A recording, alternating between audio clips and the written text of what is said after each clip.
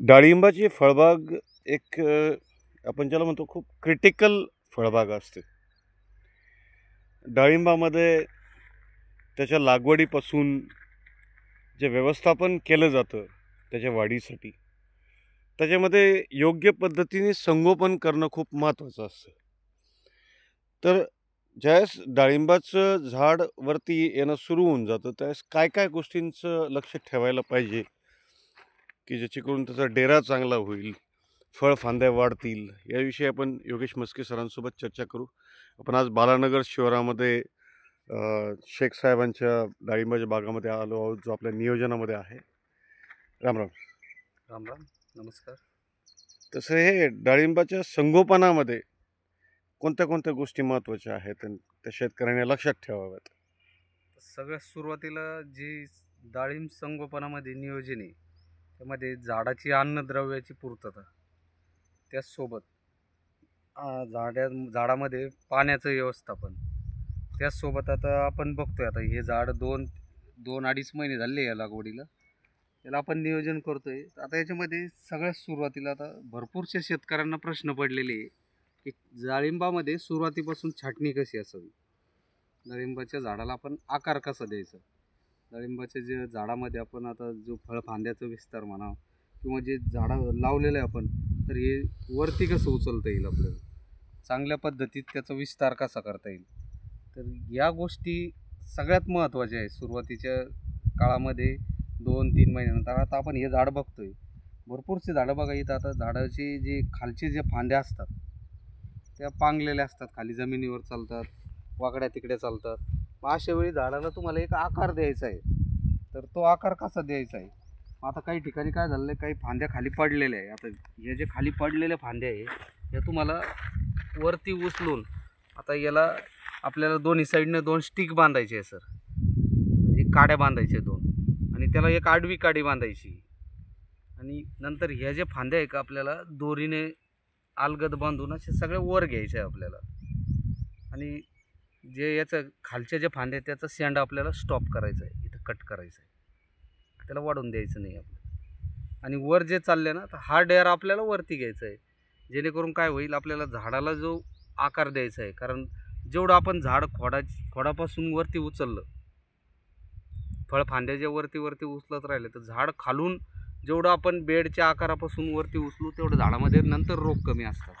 कारण कुठलाही रोग जमिनीमध्ये तयार होतो. आणि मग अशा वेळी आपल्याला हे झाड जमिनीपासून, आता ह्या झाडाला आपण एक 6 महिन्यानंतर म्हणजे पावसाळ्यानंतर एक बेड सिस्टम करणार आहे, किंवा मग पावसाळ्याच्या तोंडालाच एक बेड पाडणार आहे आपण. तर मग अशा वेळी आपल्याला या खोडापासून या फांद्या सगळ्या वर उचललेल्या पाहिजे. त्या उचलण्यासाठी आणि त्या फांद्या खाली न पांगता खालून कट करून वरच्या फांद्याला डेव्हलप करण्यासाठी खालचे जे खोडावरती जे फांदे आले ते कट करणं गरजेचं आहे. कारण झाडामध्ये अन्नद्रव्य सगळ्यात खालची फांदी लवकर वाढते, वरच्या फांदीपर्यंत यायच्या अगोदर तिला अन्नद्रव्य भेटून जातं, मग ती स्टॉप करणं आपल्याला गरजेचं आहे. त्यासाठी आपल्याला वरती डेरा करणं गरजेचं आहे. सर, आपण बघितलं जसं तर याच्या संगोपनामध्ये 18 महिन्यापर्यंत शेतकऱ्याला याला चांगलं जपायचं असतं, जिथून पुढं फळं येणं सुरू होऊन जातं, बहार धरणं सुरू होऊन जातं. आता आपण हे जे झाडं लावलेले आहेत याला तर जो 2 महिने पूर्ण होऊ लागलेत. बऱ्याचशा ठिकाणी असं असतं की 4-5 महिन्यामध्ये सुद्धा एवढी वाढ होत नाही. तर तुम्ही असं काय याला नियोजन केलं, कसं औषधांचा डोस किंवा पाण्याचं नियोजन केलं की हे एवढे फास्ट याची वाढ झाली? मी सुरुवातीलाच सांगितलं की झाडाची अन्नद्रव्याची पूर्तता व्हायला पाहिजे, कुठल्याही अवस्थेत असो, ते लहान अवस्थेत असो, वाढीच्या अवस्थेत असो, किंवा मग फळावस्थेत असो, ज्या अवस्थेत असो, त्यावेळेस जी काही अन्नद्रव्याची गरज असते झाडाची, ती जर वेळेवर कंप्लीट झाली किंवा वेळेवर पूर्ण झाली, तर झाड ज्या गतीनं चालतं किंवा जे झाडाचं काम चालू आहे ते चांगल्या पद्धतीत होतं. तर याला आपण सुरुवातीच्या अवस्थेमध्ये आपल्याला झाडाचं पान आणि मूळ, जोपर्यंत आपला जारवा वाढत नाही, पांढरी मूळ जी अन्नद्रव्य घेणारी जी मूळ आहे ती झाडामध्ये चांगली ग्रोथ घेत नाही, तोपर्यंत झाडाचं वरती शेंडा चालत नाही. आणि त्याचसोबत झाडामध्ये कुठली रोगराई नाही, झाड बघा फ्रेश वाटतंय.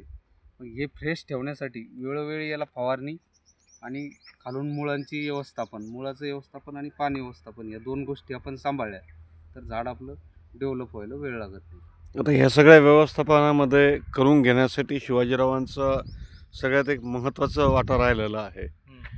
तर शिवाजीराव झाडांना बघून कसं वाटतं आता? तुम्हाला काय झाडाला वाटतं? वाढ आणि तिने एकदम छान झाली त्याची याच्यामुळे. झाडाची वाढ कशी लावल्यापासून 2-2.5 महिन्यात कसं वाटतं तुम्हाला? आता टणक झालं का नाही झालं? झाड म्हणजे एकदम डेव्हलप झालं ना झाड एकदम हे. आहे ना? आपलं ट्रीटमेंट झाडाचं बरे ते आता याची बांधणी तुम्हाला सुरू करायची होती. ती बांधणी सुरू करायची होती, पण ती बांधणी करताना मग ते काय ते फांदे तुटून राहिले.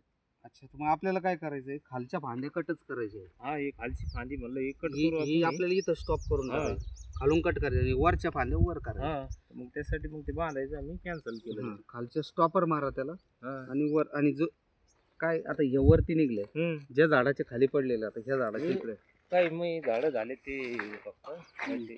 आता ही फांदी समजा ही कट केली का आपण हा, आता हे इथून कट झाले तुमचे हे वर चालतं बरोबर. वरती म्हणजे हा. आणि ती वर थोडं थोडं छाटणी मारायची जरा. हा. लय जास्त पण नाही कट करायची, कारण हे बघा हो. हे खोडापासून झाड उचलणार आहे आपलं, नंतर या फांद्या आपल्या कामात येणार आहे. हॅलो. आणि क्या? पाण्याचं पण व्यवस्थापन चांगलं आहे. आणि सर तसं हॅलो? पाहिलं तर जमीन चुनखडीची जमीन आहे, काळी जमीन आहे, हॅलो? एवढी काही मध्यम स्वरूपाची जमीन नाही आहे. हॅलो? अजून काय? तर अशा प्रकारे जर योग्य नियोजन केलं तर झाडाचं संगोपन चांगलं होतं आणि जास्तीत जास्त फांद्या ज्या आहेत त्या वाढतात. आणि ज्यावेळेस झाडाच्या कट करायचे नाही आपल्याला, ते स्टॉप करायच्या, कारण आपलं झाड खोडापासून जसं उचललं जाईल त्या फांद्याच आपल्या पुढं विस्तारात कामं येणार आहे. तर झाडाचा डेरा बनायला पाहिजे आपल्याला, कारण ते आपल्याला खोडापासून कट नाही करायचे आपल्याला, खोडापासून नाही कट करायचं आपल्याला. मधून आपल्याला हा ही फांदी जी का अशी आपल्याला समजा आता ही मधून- वर येऊ राहिली का हा मधून कट अशी करायचं. इथून कट करून दिला अशी हे अशी फांटे ते बांधायला गेलं ना हे असे फांटे तुटू राहिले. नाही, अजून थोडं वरती येऊन द्यावं लागेल, नंतर त्याला बांधावं लागेल. आता काय करा, त्याला साईडनं ज्या जमिनीवर टेकू लागल्या हा, ही जमिनीवर टेकू राहिली ते कटिंग करायची. हा त्यांची छाटणी करून घ्यायची. यासोबत आपण सर जे काही अन्नद्रव्याचं नियोजन करतो यामध्ये आपण ऑर्गॅनिक स्लरीचं पण नियोजन करतो. या बागेमध्ये पण आपण ऑर्गॅनिक स्लरीचं नियोजन चालू केलेलं आहे, जी 15 दिवसाला जर चालू ठेवली तर झाडामध्ये अजून चांगल्यापैकी ग्रोथ दिसते. आणि त्या स्लरीचे काय परिणाम होतील हे वेळोवेळी आपण या बागेत शेतकरी मित्रांना दाखवत चालू. चालेल. धन्यवाद शिवाजीराव. धन्यवाद. धन्यवाद मस्कर. धन्यवाद.